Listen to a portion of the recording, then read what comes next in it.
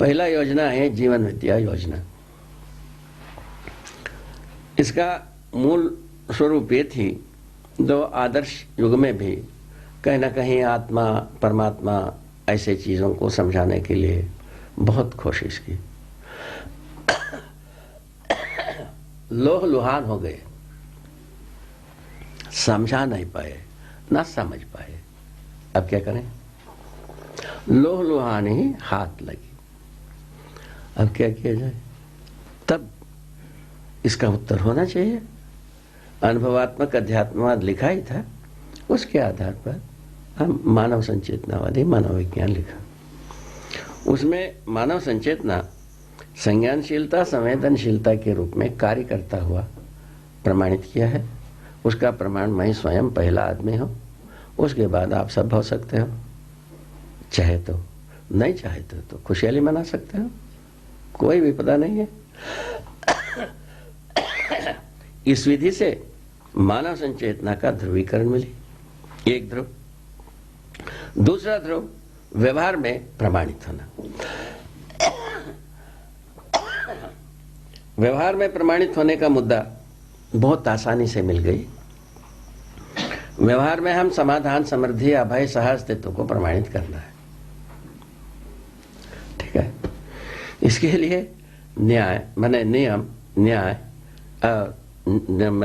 माने व्यवस्था, समाधान और सत्य को प्रमाणित करना है। ये प्रमाणित करने की विधि के लिए ये पूरा वाङ्मय को आदमी के समूह, मानव जाति के समूह और मेधावियों के समूह, सर्व मानव के समूह प्रस्तुत किया। ठीक हो गए। इस ढंग से ये 3 योजना में से एक योजना जीवन को समझाने के पक्ष में है, क्योंकि आदिकाल से इसमें इसी मुद्दे पर ज्यादा पराभव हुई। पहले उसी को आजमा लें, यदि अपन समझा पाते हैं आगे की 2 बात समझ में आएगा ही, उसमें ज्यादा कठिनाई नहीं है। कठिनाई जो कुछ भी है स्वयं के प्रति अनजानता है, स्वयं के प्रति अनभिज्ञता है, यही अपने को ज्यादा से ज्यादा परेशान किया है। उसको दूर करने के लिए ये जीवन विद्या को बताने की कोशिश की। इसका जो माने केंद्र बिंदु हैं वो जीवन हर मनुष्य में समान है। बच्चे, बूढ़े, शिशु, वृद्ध सब में समान रूप में विद्यमान है। समानता का आधार जीवन है, ना कि शरीर। शरीर कभी भी ये दो शरीर एक समान होते ही नहीं। ठीक हो गए। शरीर की विविधता रहेगी, जीवन की समानता रहेगी। जीवन समान है, जीवन शक्तियां और बल समान है, और जीवन का लक्ष्य समान है। इन 4 मुद्दे को मैं पा गया।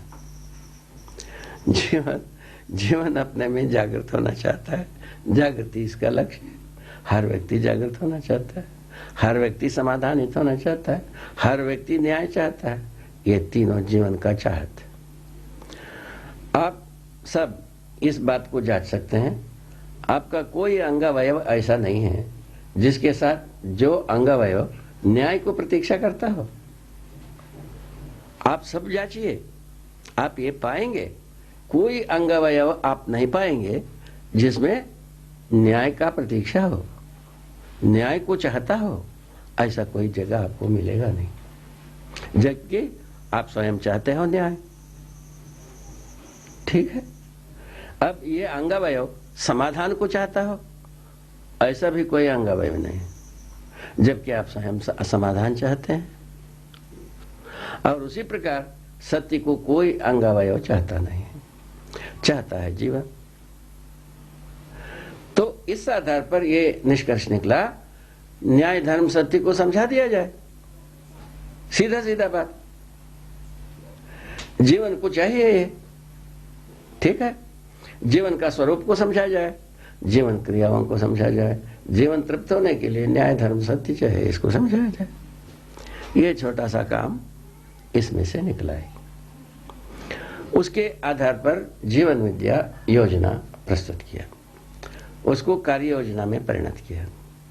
तो दिग्गज विज्ञान में दिग्गज कहलाने वाले विद्वान मूर्ख या और किसी भी मुद्दे पर विद्वान मूर्ख सभी इसको सुने हैं। उनके सुनने के आधार पर उनका यही निकला है अभी तक, इसको हम पूरा समझ सकते हैं। कुछ लोग समझ गए, वो दूसरों को समझाने में लग गए, वो भी सफल हो गए समझाकर। तब हम विश्वास किया हमने जो समझाया है सार्थक। कल आप भी यही करोगे।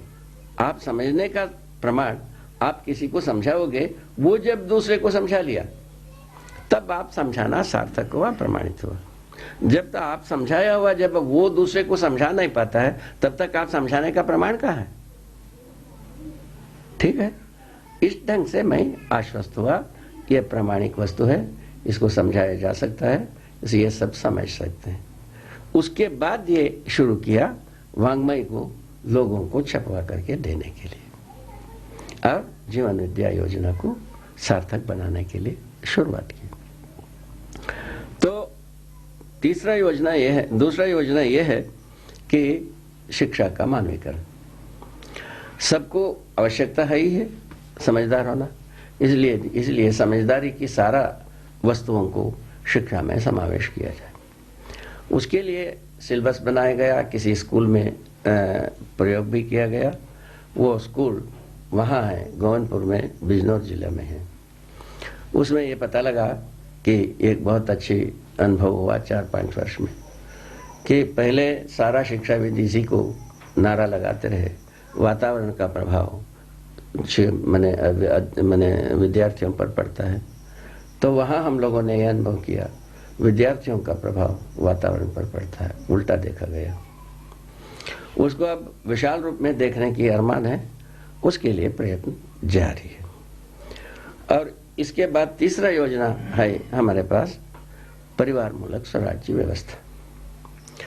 शक्ति केंद्रित शासन के स्थान पर समाधान केंद्रित व्यवस्था। कुल मिलाकर के क्या है? परिवार मूलक स्वराज्य व्यवस्था का क्या मतलब है? शक्ति केंद्रित शासन के स्थान पर समाधान मूलक व्यवहार व्यवस्था। इस व्यवस्था को अध्ययन कराने की व्यवस्था मैंने काम किया है। इस ढंग से पूरा दर्शन, विचार, शास्त्र और योजनाएं इससे निष्पन्न हुई। अब इसको क्रियान्वयन करने के कार्यक्रम में है। अभी आपका सम्मुख ये जीवन विद्या क्या चीज है, जीवन क्या है, जीवन का स्वरूप क्या है, जीवन क्या माने भौतिक वस्तु है, अभौतिक वस्तु है, अभौतिक है तो वो क्या चीज है, ये सभी प्रश्न इसके ऊपर आते हैं। उसका उत्तर इस विधि से आता है।